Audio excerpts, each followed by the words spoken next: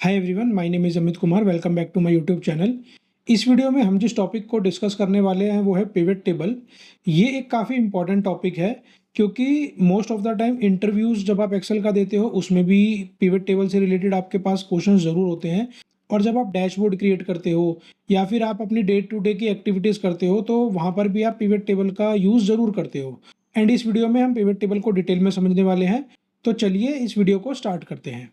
तो सबसे पहले मैं आपको बताता हूँ कि जो पिवट टेबल है वो हम यूज़ किस वजह से करते हैं, यानी कि पिवट टेबल क्या होती है और इसका क्या एक्चुअल में यूसेज होता है। तो पिवट टेबल जो हम यूज़ करते हैं वो बेसिकली उसके दो हमें बेनिफिट्स मिलते हैं। एक तो ये कि जब हम अपने डेटा को समराइज व्यू में देखना चाहते हैं, और दूसरा ये जब हम अपने डेटा में से डुप्लीकेट्स को रिमूव करना चाहते हैं। फॉर एग्जांपल मैंने ये टेबल लिया है, अगर मैं आपको इसके अंदर डेटा दिखाऊं तो इसके अंदर 753 रोज़ का डेटा है। अगर अब मैं आपसे पूछूं इस डेटा के बारे में कुछ भी, फॉर एग्जांपल कि ये जो मेरे एजेंट्स के नाम लिखे हैं इसमें जो परवीन कुमार है, अगर उसके सामने ये जो अमाउंट लिखा है, ये जितनी बार भी इसमें अगर परवीन कुमार है मैं उस सबका टोटल सम देखना चाहता हूँ। तो आपके पास एक तो ऑप्शन ये है कि आप यहाँ पे फ़िल्टर लगाओ और फिर उन सबको सम करके चेक करो। बट पिवट टेबल हमें काफ़ी ईज़ी सॉल्यूशन प्रोवाइड करती है। अपने डेटा में हम अपने डेटा को समराइज़ व्यू में देख सकते हैं। तो सबसे पहले जैसे मैं आपको एक बार लगा के भी बताता हूँ कि हम पिवट टेबल को कैसे लगा सकते हैं। तो मैं ये पूरे डेटा को सेलेक्ट कर लेता हूँ स्टार्टिंग से एंडिंग तक। आप शॉर्टकट से भी पिवट टेबल लगा सकते हो, और अगर आप इंसर्ट टैब में जाओगे तो यहाँ पर भी ऑप्शन आता है पिवट टेबल का। अब ये जो मेरा टेबल रेंज है ये वाला ऑप्शन है, तो मैंने इस पर सिलेक्ट करा तो इसने सबसे पहले मुझे ये पूरी रेंज दिखा दी। सबसे पहले शीट का नेम आता है, देन C1 से I753, यानी कि ये वो मेरी पूरी रेंज है जो मैंने यहाँ सेलेक्ट कर रखी है। अब हमारे पास दो ऑप्शन होते हैं पिवट टेबल बनाने के, या तो हम एक नई वर्कशीट में अपनी पिवट टेबल बना सकते हैं या फिर एग्जिस्टिंग में, यानी कि या तो हम इसी शीट में भी कहीं पर भी बना सकते हैं या हम नई में भी बना सकते हैं। तो सपोज अभी मैं एग्जिस्टिंग वर्कशीट वाला ऑप्शन सेलेक्ट कर लेता हूँ और अब मुझे यहाँ इसकी लोकेशन देनी है। तो मैं भी क्या करता हूँ, यहाँ पर इसकी ये जो L वाला सेल है, L1 वाला सेल सेलेक्ट करके ओके कर देता हूँ। तो अब मैं इसको अगर थोड़ा राइट मूव करूँ और अगर मैं एक बार टॉप पे आ जाऊँ तो मैंने अपनी एग्जिस्टिंग शीट के अंदर ही अपनी पिवट टेबल लगा ली है। और अगर मैं आपको इसको दिखाऊं कि अगर हमें नई शीट में लगानी है तो हम कैसे लगाते हैं, तो अगेन मैंने कंट्रोल ए से पूरी रेंज सेलेक्ट करी। अब मैं आपको इसका शॉर्टकट बताता हूँ जो कि होता है Alt+D+P। और अगेन यहाँ पर मेरे पास मैं नेक्स्ट पे क्लिक करूँगा तो ये उसने पहले रेंज सेलेक्ट कर ली। और अभी अगेन मेरे से पूछ रहा है कि आप न्यू वर्कशीट में चाहते हैं एग्जिस्टिंग में, तो इस बार मैं न्यू वर्कशीट वाला ऑप्शन सेलेक्ट रहने देता हूँ और फिनिश पे क्लिक कर देता हूँ। तो अब इसने क्या करा, एक नई वर्कशीट क्रिएट कर दी और यहाँ पर मेरी पिवट टेबल आ गई। तो ये आप अपनी प्रेफरेंस चूज कर सकते हैं कि आप एग्जिस्टिंग वर्कशीट में ही बनाना चाहते हैं किसी में या न्यू में। तो अभी हम एग्जिस्टिंग वाली में ही चलते हैं। तो यहाँ पर ये मेरी पिवट टेबल बनी थी। अब मैं आपको सबसे पहले इसका यूज़ समझाता हूँ कि एक्चुअल में पिवट टेबल का क्या यूज़ है। फॉर एग्जाम्पल यहाँ पर हमारे पास ये एजेंट वाला एक कॉलम है, और यहाँ पर पिवट टेबल के हमारे पास डिफरेंट ऑप्शन आ जाते हैं। हम एक एक करके इसको डिटेल में समझेंगे। तो सबसे पहले हमारे पास वो सारे कॉलम जो हमारी इस टेबल में होते हैं वो हमें यहाँ पे शो हो जाते हैं।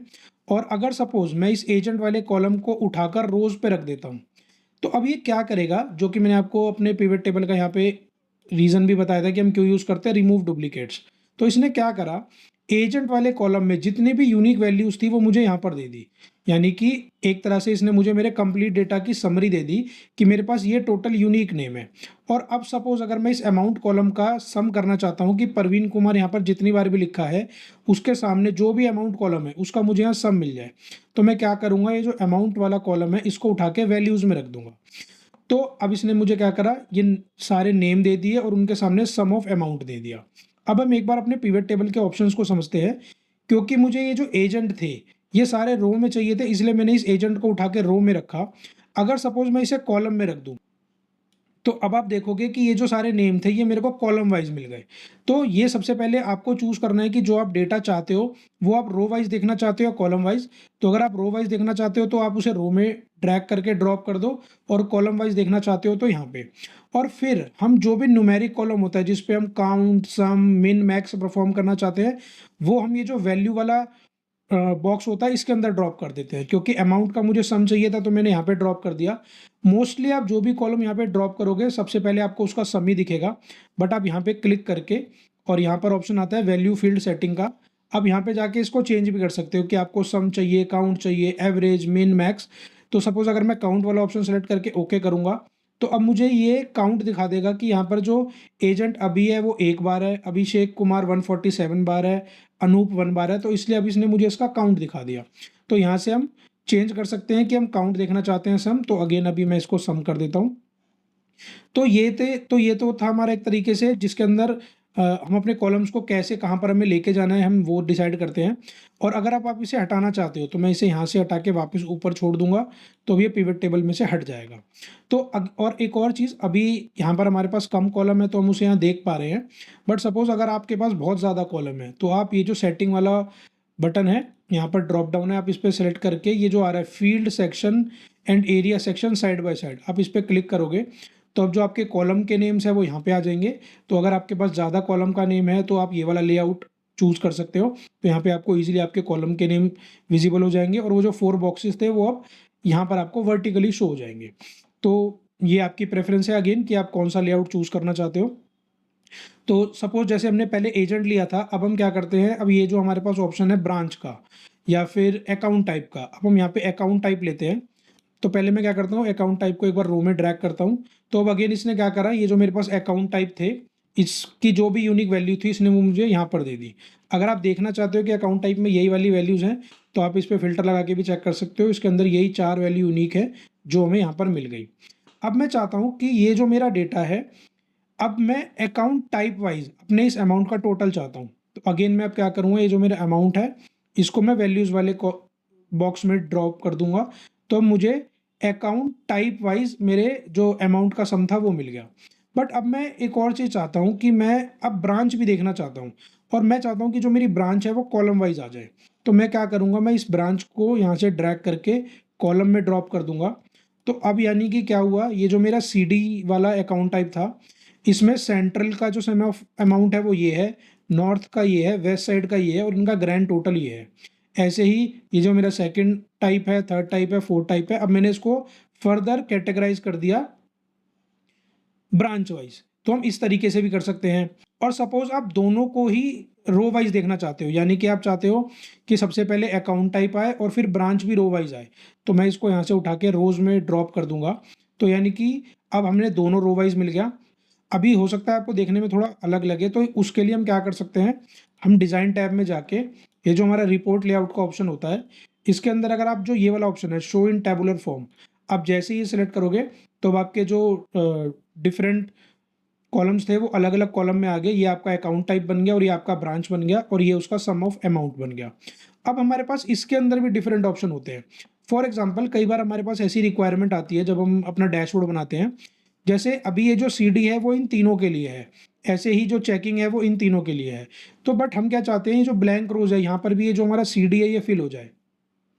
तो उसके लिए हम क्या कर सकते हैं, रिपोर्ट लेआउट वाले ऑप्शन पे जाएंगे और ये जो आप ऑप्शन देख रहे हो रिपीट ऑल आइटम लेबल्स, आप जैसे ही इस पर क्लिक करोगे ये जो ब्लैंक था ये ऊपर वाली वैल्यू से फिल हो गया, यानी कि अब हमारे पास कोई भी ब्लैंक नहीं है। प्लस सपोज ये जो आप देख रहे हो CD टोटल, चेकिंग टोटल, ये आपके सब टोटल्स हैं, आप इन्हें ऑन एंड ऑफ कर सकते हो। उसके लिए डिज़ाइन टैब में ही हमारे पास ये जो सब टोटल वाला ऑप्शन है, अगर मैं ये वाला ऑप्शन जो है इसके अंदर डू नॉट शो सब टोटल, मैं जैसे इस पर क्लिक करूँगा सब टोटल वाले जो हमारी रो थी वो हट गई। आप ग्रैंड टोटल ये जो लास्ट में आ रहा है इसे भी रिमूव कर सकते हो, ये हमारे पास ऑप्शन है ग्रैंड टोटल का। अगर मैं इसे ऑफ कर दूंगा तो ये भी यहाँ से रिमूव हो गया। तो वो आपके ऊपर डिपेंड करता है कि आप इसे रखना चाहते हो या नहीं, बट मोस्टली हम ग्रैंड टोटल को रखना चाहते हैं और हम ये जो हमारे पास सब टोटल होते हैं ये हमें रिक्वायर्ड नहीं होते, तो इसलिए मैंने हटा दिया। तो इस तरीके से आप डिफरेंट ऑप्शन को चूज कर सकते हो। हमारे पास डिज़ाइन टैब के अंदर भी बहुत सारे ऑप्शन होते हैं, जो ज़रूरी थे वो मैंने आपको सारे बता दिए। और उसके बाद जैसे मैं आपको एक बार इन सारे ऑप्शंस को हटा के एक और एग्जांपल बताता हूँ। अब फॉर एग्जांपल आपके पास इंटरव्यू में भी या फिर आपके पास अपनी एक पर्सनल रिक्वायरमेंट आ सकती है कि आप डेट वाइज अमाउंट देखना चाहते हो या फिर मंथ वाइज। तो आप क्या कर सकते हो, ये जो हमारा डेट वाला कॉलम है मैं इसे रो में ले आया, अभी ये मेरे को मंथ वाइज शो हो रहा है और यहाँ पे क्लिक करके हम इसे अनग्रुप या ग्रुप कर सकते हैं। जैसे मैंने अनग्रुप करा तो अभी मेरे पास इसकी यूनिक डेट आ गई। बाय डिफ़ॉल्ट कभी कभार ये जो हमारे डेट कॉलम होते हैं ये इसको ग्रुप कर देता है एक्सेल मंथ या क्वार्टर में, तो वो आपकी नीड के अकॉर्डिंग है। अगर आप अगेन इसे ग्रुप करना चाहते हो तो यहाँ पर हमारे पास ग्रुप का ऑप्शन आता है कि आप इसे मंथ में ग्रुप करना चाहते हो, क्वार्टर में या ईयर में। अगर मैं सपोज मंथ वाले ऑप्शन को चूज़ करके ओके करता हूँ तो हमारे पास डिफरेंट मंथ्स आ जाएंगे। तो आपके ऊपर है कि वो आप ग्रुप में देखना चाहते हो या मैं भी इसे अनग्रुप कर देता हूँ। और अब मैं अमाउंट वाले कॉलम को सपोज वैल्यू में ले आता हूँ। बट अब सपोज़ हमारे पास कोई ऐसी रिक्वायरमेंट आती है कि हम इस डेटा को सॉर्ट करना चाहते हैं, यानी कि हम सिर्फ़ जो सबसे बड़ा है वो न अमाउंट सबसे ऊपर और इस तरीके से डिसेंडिंग ऑर्डर में अपने डेटा को देखना चाहते हैं। तो आप यहाँ पे राइट क्लिक करके ये ऑप्शन आता है सॉर्ट का, और आप लार्जेस्ट टू स्मॉलेस्ट कर सकते हो। तो आप अपने पिवट टेबल में सॉर्टिंग भी कर सकते हो। प्लस सपोज़ आप सिर्फ़ टॉप के 5 जो सम ऑफ अमाउंट है वही देखना चाहते हो। तो यहाँ पर हमारे पास ऑप्शन आता है वैल्यू फ़िल्टर का, और यहाँ पर आप ये जो हमारे पास टॉप 10 है, इस वाले ऑप्शन को सेलेक्ट करके टॉप 10 की जगह सपोज़ आप टॉप 4 ही देखना चाहते हो, तो ओके कर दोगे तो अब आपके पास टॉप के जो 4 हैं सिर्फ़ वही शो होंगे। तो ये जो हमने फ़िल्टर में डिफरेंट ऑप्शन समझे थे, वही सेम आप पिवट में भी लगा सकते हो। ये सारे ऑप्शन मैं आपको फ़िल्टर वाली वीडियो में ऑलरेडी एक्सप्लेन कर चुका हूँ, वही सेम कंसेप्ट आप यहाँ पर भी लगा सकते हो। तो अभी मैं इस फ़िल्टर को यहाँ से रिमूव कर देता हूँ। तो इस तरीके से हमारा ये जो है वर्क करता है। अब ये जो एक बॉक्स था फ़िल्टर वाला, ये रह गया है। तो मैं आपको ये भी बता देता हूँ। अब सपोज़ आप अपने इस डेटा पे कोई फ़िल्टर लगाना चाहते हो, तो सपोज़ मैं जो फ़िल्टर लगाना चाहता हूँ, वो मैं कस्टमर वाले कॉलम के बेसिस पे लगाना चाहता हूँ। तो मैं क्या करूँगा, ये जो कस्टमर वाला कॉलम है, इसको ड्रैग करके फ़िल्टर वाले बॉक्स के अंदर ड्रॉप कर दूँगा, और इसके अंदर जो भी वैल्यूज़ होंगी, अभी इसके अंदर वैल्यू एक्जिस्टिंग और न्यू, वही सेम हमें यहाँ पर शो हो जाएँगी, एक्जिस्टिंग और न्यू। अभी आपको दोनों का डेटा दिख रहा है, बट सपोज़ आप किसी एक का डेटा देखना चाहते हो, तो आप एक्जिस्टिंग वाला सपोज़ डेटा देखना चाहते हो, तो आप एक्जिस्टिंग पे क्लिक करो, देन आप सेलेक्ट मल्टीपल आइटम वाले चेक बॉक्स के आगे राइट कर दो। अभी आप यहाँ पे देख भी पा रहे हो कि सिर्फ़ एक्जिस्टिंग वाले के आगे चेक बॉक्स लगा हुआ है और न्यू के आगे हटा हुआ है। तो अब जो आपको डेटा शो होगा, वो सिर्फ़ एक्जिस्टिंग वाला शो होगा। तो मैंने ओके करा, तो ये सिर्फ एग्जिस्टिंग वाला डेटा शो हो रहा है। ऐसे ही सपोज़ अगर आप सिर्फ न्यू वाला डेटा देखना चाहते हो, तो आप एग्जिस्टिंग वाला रिमूव करके न्यू वाला कर सकते हो, तो ये आपको न्यू वाला डेटा दिख जाएगा। तो ये होते हैं हमारे 4 बॉक्स। अगर आप अपने डेटा को रो वाइज़ लाना चाहते हो, तो सबसे पहले आप उसको रो में डालोगे। अगर आप कोई डेटा कॉलम वाइज़ देखना चाहते हो, तो आप उसको कॉलम में ड्रैग कर लोगे। जो हमारे पास न्यूमेरिक कॉलम होते हैं, जिसका हमें सम, काउंट, मिन, मैक्स ये होता है, वो वैल्यूज़ में आता है। और अगर आप अपने उस डेटा पे कुछ फ़िल्टर अप्लाई करवाना चाहते हो, तो वो आप फ़िल्टर वाले पेन में डालते हो। अब मैं आपको इसी के अंदर एक और चीज़ बताता हूँ, तो सबसे पहले मैं एक बार इसको रिमूव कर देता हूँ, और अब मैं क्या करता हूँ, मैं सपोज़ ये जो हमारा ब्रांच वाला कॉलम है और अमाउंट वाला कॉलम, मैं ये 2 कॉलम ले लेता हूँ, और सपोज़ मैं यहाँ सम की जगह, और हाँ, आप एक ही फ़ील्ड को 2 बार भी यूज़ कर सकते हो। जैसे मैंने अमाउंट को यहाँ पे सम के लिए लिया, अब अगेन मैं अमाउंट को यहाँ पर ले सकता हूँ, और अब ये जो सेकंड वाला ऑप्शन है, मैं इसमें चेंज करके इसको काउंट कर सकता हूँ। तो यानी कि मैंने अमाउंट को ही एक बार लिया सम के लिए, और अमाउंट को ही दूसरी बार लिया काउंट के लिए। यानी कि सेंट्रल ब्रांच का जो सम है वो ये है, और सेंट्रल ब्रांच इस डेटा में 382 टाइम्स है। तो हम इस तरीके से सेम कॉलम को भी सम के लिए, काउंट के लिए, मिन मैक्स के लिए यूज़ कर सकते हैं। अब एक और क्वेश्चन ये आता है कि जैसे सपोज़ अगर हमने अपने इस डेटा में कोई नीचे कोई रो ऐड कर दी, तो क्या वो डेटा यहाँ पे शो होगा? तो एक बार हम चेक कर लेते हैं। जैसे सपोज़ सेंट्रल में अभी हमारे पास रो है 382, तो मैं क्या करता हूँ, एक सेंट्रल की ही रो को कॉपी कर लेता हूँ, यानी कि ये मैंने 2 रो कॉपी कर ली, और मैंने लास्ट में जाके इन्हें पेस्ट कर दिया। यानी सेंट्रल की रो 2 इंक्रीज़ हो जानी चाहिए, बट अभी वो नहीं होएगी। अभी वो मेरे पास 382 ही है, क्योंकि उसका सबसे बड़ा रीज़न ये है कि हमें अपनी रेंज को इंक्रीज़ करना पड़ता है, और वो हम कैसे करेंगे? आप पिवट टेबल पे कहीं पर भी क्लिक कीजिए, देन पिवट टेबल एनालाइज़ में हमें जाना पड़ेगा। देन हमारे पास ऑप्शन होता है चेंज डेटा सोर्स, और यहाँ पर आके मुझे क्या करना पड़ेगा? अभी जो मेरी रो सेलेक्ट है वो 753 तक है। तो मैं क्या करूँगा, सबसे पहले अपने सबसे फर्स्ट सेल में आऊँगा, control shift right arrow click करूँगा, then control shift down arrow. तो अब मैंने ये जो लास्ट की 2 रो थी इनको भी इंक्लूड कर लिया, जो कि पहले 753 था, अब वो सेलेक्ट है 755 तक, और अब मैं ओके कर दूँगा। और अब अगेन अगर मैं अपने डेटा पे जाऊँगा, तो अब ये 382 से 384 हो गया है। यानी अब ये जो मेरा डेटा है ये ऐड हो गया। अगर आप अपने डेटा में एक्जिस्टिंग में कोई चेंज करते हैं, जैसे सपोज़ अभी ये जो सेंट्रल है, मैं इस सेंट्रल की जगह सपोज़ इस नॉर्थ कंट्री को पेस्ट कर देता हूँ। यानी कि अब ये जो मेरी सेंट्रल है, इसका काउंट एक कम हो जाना चाहिए, और इसका जो सम ऑफ अमाउंट है वो भी कम हो जाना चाहिए, क्योंकि अब जो मैंने जो पहले सेंट्रल था उसका ब्रांच नॉर्थ कंट्री कर दिया, तो अभी ये रिफ्लेक्ट नहीं करेगा। उसके लिए आपको क्या करना पड़ेगा, या तो आप यहीं पे राइट क्लिक करो, और ये ऑप्शन आता है रिफ्रेश का। अब जैसे इस पे क्लिक करोगे, तो आपने देखा ये 383 हो गया, और ये अमाउंट भी कम हो गया, और यही सेम ऑप्शन हमें यहाँ भी मिलता है, ये रहा रिफ्रेश का। तो आप यहाँ से भी रिफ्रेश कर सकते हो, या फिर डायरेक्ट आप पिवट टेबल पे राइट क्लिक करके यहाँ से भी रिफ्रेश कर सकते हो। तो रिफ्रेश करने के बाद ही जो भी हमने अपनी टेबल में चेंजेस करे होते हैं वो हमें यहाँ रिफ्लेक्ट होते हैं।